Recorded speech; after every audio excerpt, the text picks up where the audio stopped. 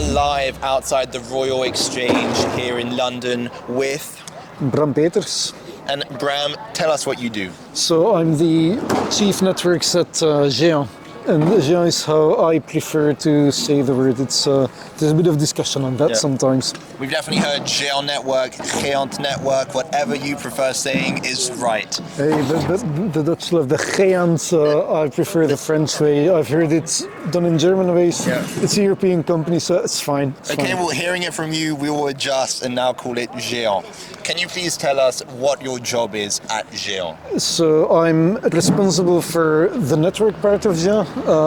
So basically making sure that the network we run is the best managed and has the most beautiful future we can imagine. So innovation and operations basically. Can you please tell us what the GÉANT network is? So it is a European network.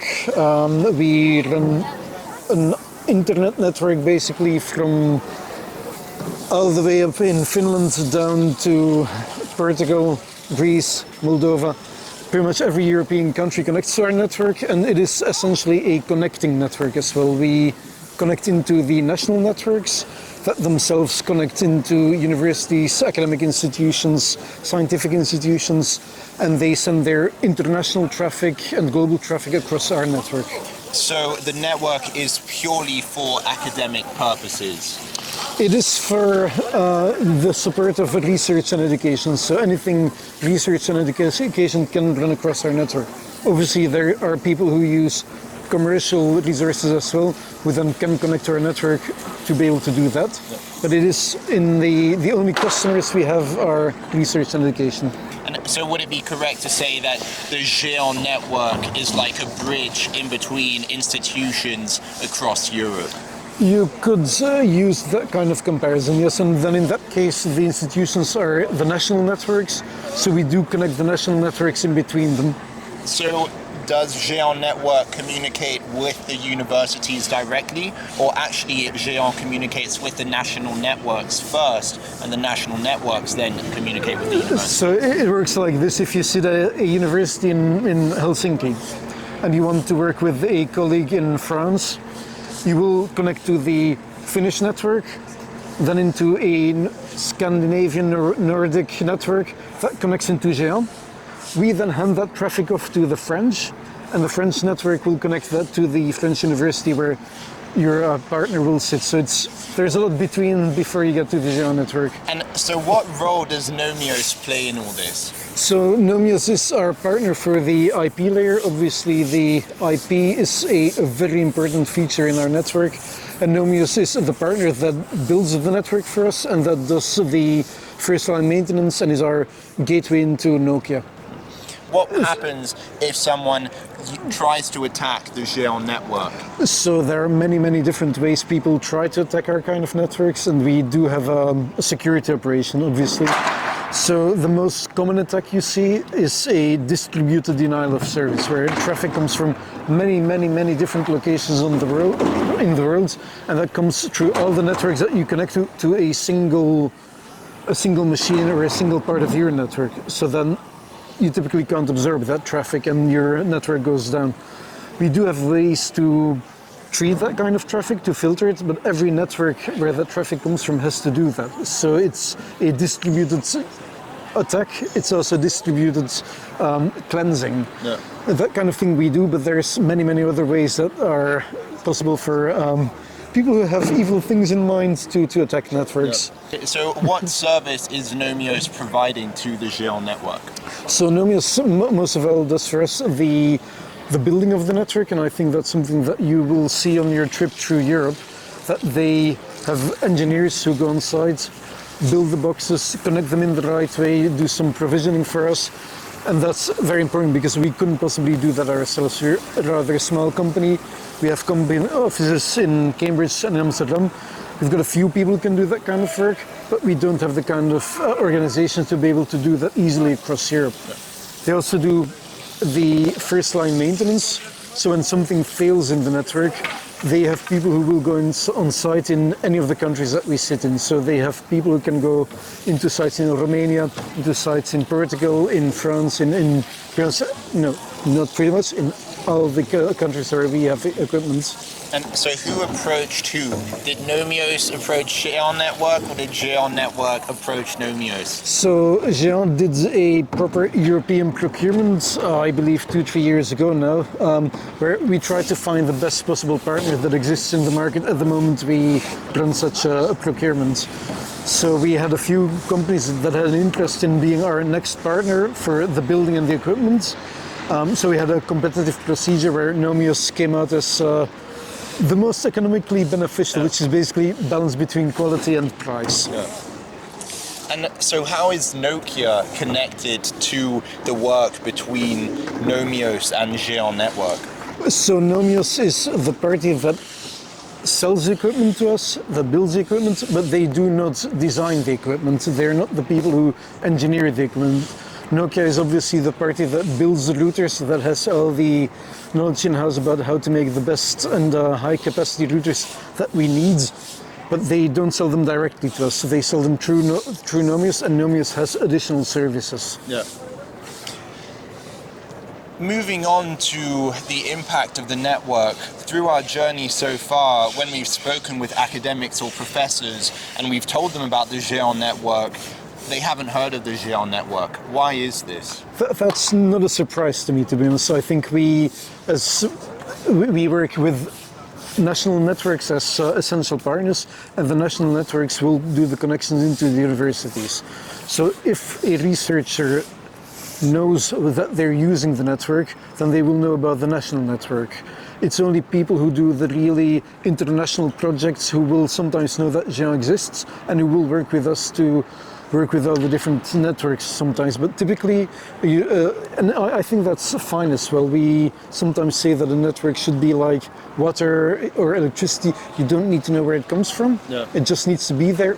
And then some researchers need a lot of network, some people need a lot of water. They may know what network they use, but it's not unusual for them to know about the national network, not about the bridge network that GÉANT is. So, in other words, it doesn't matter that these university professors or academics don't know about GÉANT network. Well, I obviously would like them to know about it, but it's not a surprise given that we work with the national networks. That's what we're here for, to spread the word about the GÉANT network and Nomios and Nokia working together for this crazy connection across Europe. Can you tell us more about your day-to-day work at GÉANT? So, I am Chief Networks, so that makes me responsible for everything from operations to evolution of the network, which means that in practice I do talk to a lot of people. I spend a lot of time coordinating, finding the best ways of doing things with the different parties we work with. So I send a lot of emails, I sit in a lot of meetings, but I try to keep an eye on what we need to do, which is basically that running of the network and making sure that we evolve the network in the best possible way. So if something goes wrong, are you to blame? The buck sometimes does stop with me, yes, but that's part of what I try to do, is to avoid having that kind of thing go wrong at the level where the buck stops with me. I think we have a very solid operation at the moment. Can you tell us what you love most about your job? That's actually, I think that's a very nice question, because it's something that I find difficult to explain, but I'll give it a try. So what we do somehow is also quite real. I think we're not just doing software, we're doing a real network with real cables that go between cities and real boxes that sit in a data center somewhere humming, and making sure that we can move all that data across Europe. So that is something that makes me think about what we do, that there's reality to it. You can actually go inside and touch a box. I find that cool. Yeah. So the tangible side of things, not only the digital, but also the analog, the real life experience of seeing what you're doing. And that there is a real logistical sense to it, like there is a real physical thing to it. Yeah. That makes that makes networking somehow different from a lot of other IT things. And so let's flip it round. What's the worst or hardest part about your job? God, I wouldn't say the worst, but one of the difficult things that we have to deal with as a company that we are is basically that we work with many different parties. We work with different parties that build the network for us. We also work with all our connected networks, and that makes that it's not just a technical job. It's also a lot of balancing, finding the best way of doing things across Europe, and that's sometimes very difficult because people have very different opinions, and we try to be facilitating everyone, but that's not always possible. That makes it hard. I wouldn't say that's bad. It keeps it interesting as well, but it's not the worst. Can you tell us more about the connection in between GÉANT and legislation, national legislation and European legislation? That is an interesting question. So, as GÉANT, we are an independent company, so we do have to adhere to all the standard legislation on companies. Where are you based officially? So we're based in Amsterdam. So we are a company with headquarters in Amsterdam. We've got a operational site in Cambridge, but we deal with the whole of Europe, which is not always easy. I think, for example, if you build boxes in Italy, it may be that you have to think about tax consequences. That's not trivial. We do things always the best possible way. So we have to deal with all these different legislations across Europe. The Connecting Europe tour has to do with this new upgrade of the GÉANT network. Can you tell us more about the new upgrade? So we had a network that we were fairly happy with, but we had the equipment since, I believe, 2012. And at some point, equipment does run to the limits of how much you can keep upgrading it. So we're at a state a few years ago where we knew that we would have to go for a brand new set of equipment. So we went out to the market and found Nomios and Nokia to deal with. It's a way to get to more capacity, to be able to do new services as well. So we did need that upgrade for a set of different reasons. So this is now a new era of collaboration through the GÉANT network, thanks to this upgrade. I do hope that we do see this as a new era. I think we are still building the network. What we've seen until now is that it's doing everything that we thought it would do. And if all is well, we're ready for the next 10 years. How do you see the future of the GÉANT network, and do you have any dreams for the GÉANT network? I do hope that we continue being a trusted partner to research and education in Europe. So what we do at this point in time is to make sure that networks are never a limitation to what a researcher needs to do. To be able to do that in the future, we do need to keep thinking about how networks will evolve. It is somewhat unpredictable. I think we look forward 5 years, 10 years max, and what we see is that we will need to continue upgrading capacity, but also that we want to see networks being more part of the whole data to machine setup that researchers deal with. And so how do you track growth with the GÉANT network? Do you have goals for growth? We don't have goals, because that basically comes from what is happening in the network. I think it would be strange to set goals, but we definitely do track. I think in the past 5 to 10 years, we've seen typically 30% growth a year. That kind of growth. Is that, sorry for interrupting, is that growth in terms of the new partners of the GÉANT network? No, that's in terms of capacity or bandwidth that we need on the network. So that's people pushing data. Purely data, yeah. And with 30% a year, you do get to a tenfold increase in 10 years' time. So that basically means that if you're doing something at 100 now, you need to be able to do that at thousands in 10 years' time. That's not trivial. Can you tell us more about the history of GÉANT? Where did it all start? So GÉANT has been around for, I believe, about 25 years, maybe longer. Originally, 2 different companies, one called Terena, one called Dante. Terena was doing the community building for our research and education networks, bringing people together in different workshops, conferences, special interest groups.